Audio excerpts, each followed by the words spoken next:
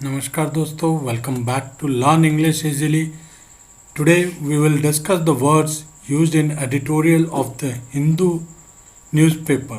दोस्तों आज हम द हिंदू अखबार के संपादकीय में इस्तेमाल किए गए शब्दों पर चर्चा करेंगे। अगर आपको लर्न इंग्लिश इजीली चैनल का ये वीडियो पसंद आए तो लाइक करना, शेयर करना और सब्सक्राइब करना मत भूलिएगा। साथ ही बेल आइकन को ज़रूर प्रेस करिएगा। दोस्तों आज जो हमने एडिटोरियल से पॉइंट लिया है वो पॉइंट इस प्रकार से है।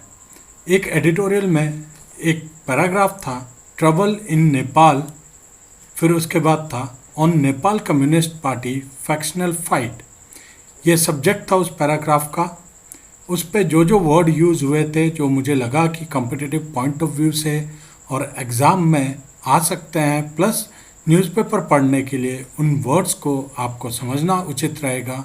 उन वर्ड्स के बारे में आज मैं आपसे डिस्कस करने जा रहा हूँ। और उसका यूज़ कैसे हुआ था देखिए, ट्रबल इन नेपाल, फिर उसके बाद था on Nepal communist party factional fight. तो पहले वर्ड का मतलब देखिए ट्रबल, ये वर्ब की तरह भी आप इसे यूज़ कर सकते हैं, नाउन की तरह भी यूज़ कर सकते हैं। एक चीज़ और मैं बता देता हूँ आपको कि इसमें जो सिनोनिम्स और एंटोनिम्स होंगे उसका जो इस कंटेंट में मीनिंग होगा वो कुछ अलग भी हो सकता है, और उसके अलावा भी कई सिनोनिम्स हो सकते हैं जो इंग्लिश वर्ड्स के होते हैं। तो आप पहले इसे कंटेंट के मायने से देख लीजिएगा, फिर उसके बाद बाकी सिनोनिम्स को याद कर लीजिएगा।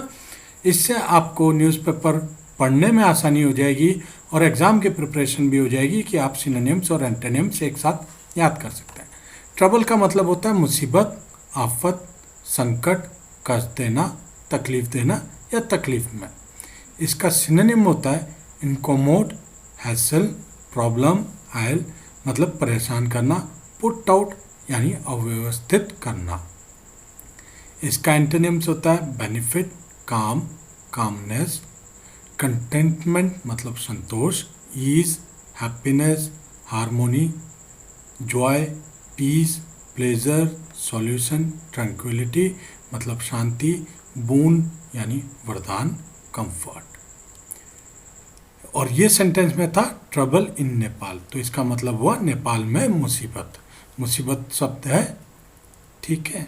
अब आगे आइए, देखिए प्लीज़। फैक्शनल, ये एडजेक्टिव की तरह यूज़ हुआ है जो फैक्शन वर्ड से बना है। फैक्शन का मतलब गुट होता है, फैक्शनल हो गया तो गुटबाजी हो गया। इसका सिनोनिम्स कैसे ले सकते हैं आप? Self interested, partisan, parochial. अब इसका एंटोनिम्स जो होता है कन्फर्मिंग, लिबरल, नॉन सेक्टेरियन। देखिए इसका सेंटेंस में कैसे यूज था, on Nepal communist party factional fight मतलब नेपाल कम्युनिस्ट पार्टी में गुटबाजी लड़ाई पर। अब आगे आइए, आगे सेंटेंस देखते हैं। उसी एडिटोरियल के आगे सेंटेंस क्या है, पहले आप सेंटेंस को समझिए फिर उसके मतलब को समझिए तो आपको समझना आसान हो जाएगा। The storm raging in Nepal's ruling Nepal communist party NCP is again rocking the Khadga Prasad Oli government and putting Kathmandu's polity in suspense over what might follow. मतलब नेपाल की सत्तारूढ़ जो पार्टी है नेपाल कम्युनिस्ट पार्टी में उग्र तूफान फिर से खड़का प्रसाद ओली सरकार का कमाल कर रहा है और काठमांडू की राजनीति को सस्पेंस में डाल रहा है कि क्या हो सकता है आगे। ये इसका हिंदी समझाने के लिए मैंने आपको लिखा है।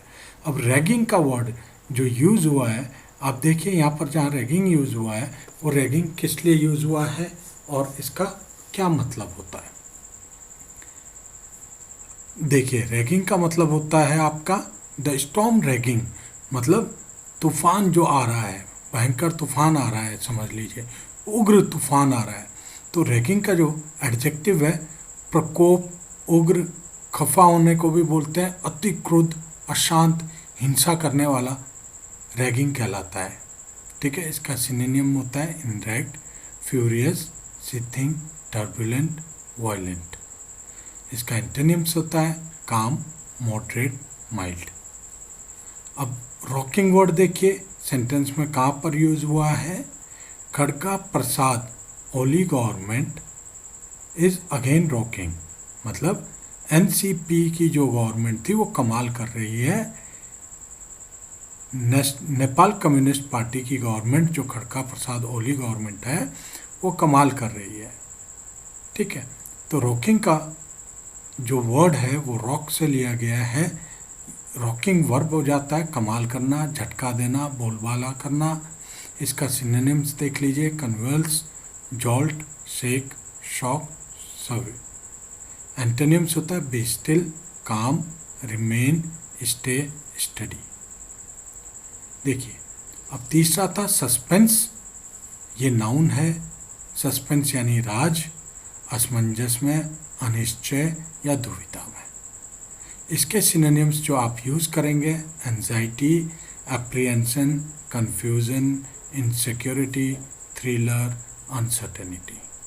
इन सब का मतलब यही होता है, एंजाइटी में है या असमंजस में है, अनसर्टेनिटी है, अनिश्चय है। ठीक है, इनसिक्योरिटी है जो निश्चित नहीं है।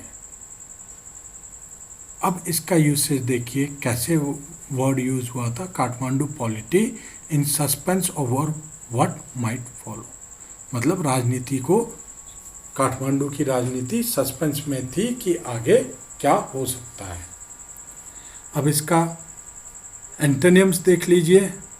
इसका एंटोनिम्स होता है कामनेस, शांत समझ लीजिए, सर्टेनिटी यानी निश्चित, जो सर्टेन हो, कंपोजर जिसमें धैर्य हो, ईज, पीस, आसान, बहुत ही सरल, पीस माने शांति।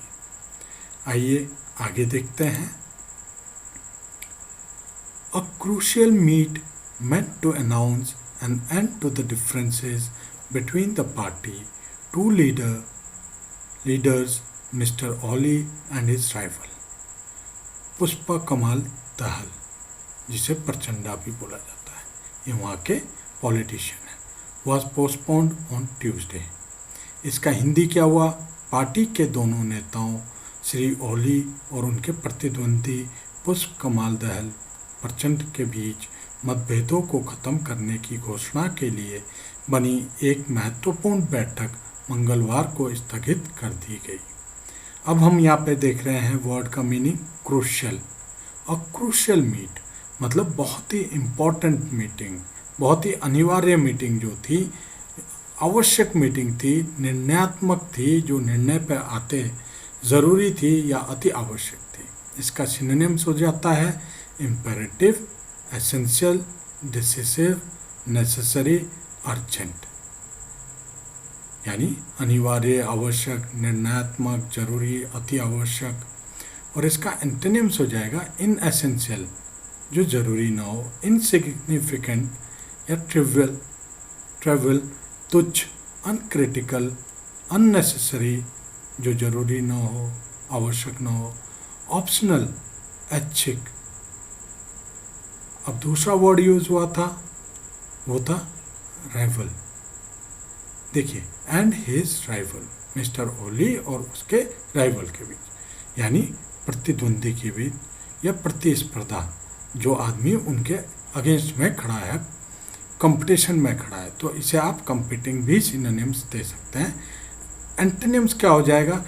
कोई आपसे अगर कंपीट कर रहा है तो उसका उल्टा क्या हो जाएगा? जो आपकी मदद कर रहा हो, उसे असिस्टिंग बोलेंगे, एसोसिएट बोलेंगे या सपोर्टिंग बोलेंगे। तो ये मतलब था क्रूशियल और राइवल का। अब आगे देखते हैं, आगे फिर है, देखिए, while the bone of contention. Bone of contention का मतलब क्या होता है? हालांकि विवाद की हड्डी। हड्डी मतलब विवाद का विषय क्या था? बोन ऑफ कंटेंशन का मतलब है विवाद का विषय, विवाद की हड्डी या झगड़े की जड़। इसके सिनोनिम देख लीजिए, अल्ट्रेक्शन, एप्पल ऑफ डिस्कॉर्ड भी बोलते हैं विवाद का विषय या विवाद की हड्डी को।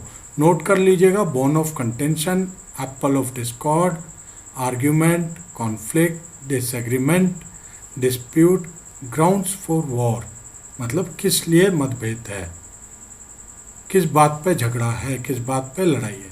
सोर पॉइंट या टेंडर स्पॉट भी बोलते हैं बोन ऑफ कंटेंशन को। अब दूसरा था word roil, which has roiled party's members. Roiled का मतलब होता है, ये रॉयल वर्ड से लिया गया है, जो वर्ब है क्रोधित करना, चिढ़ा हुआ, नाराज, मतलब पार्टी के सदस्यों को परेशान किया हुआ था, क्रोधित किया हुआ था।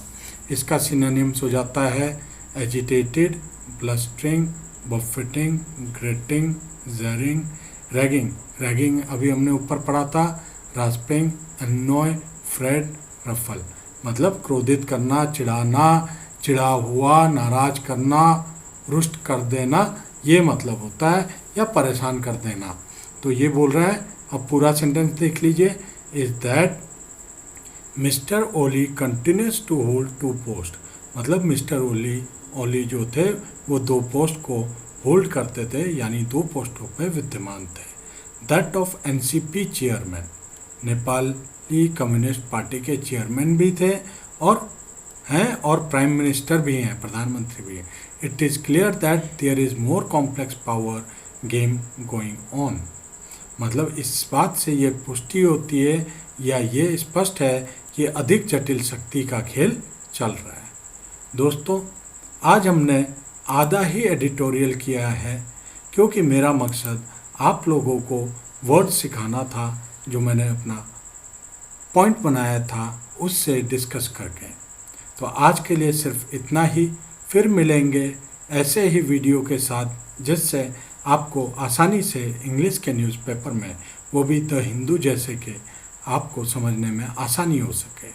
अगर आपको ये वीडियो पसंद आता है तो प्लीज़ सब्सक्राइब करना, लाइक करना और बेल आइकन दबाना बिल्कुल मत भूलिएगा। लर्न इंग्लिश इजीली चैनल आपका अपना चैनल। अब मुझे इजाज़त दीजिए, धन्यवाद।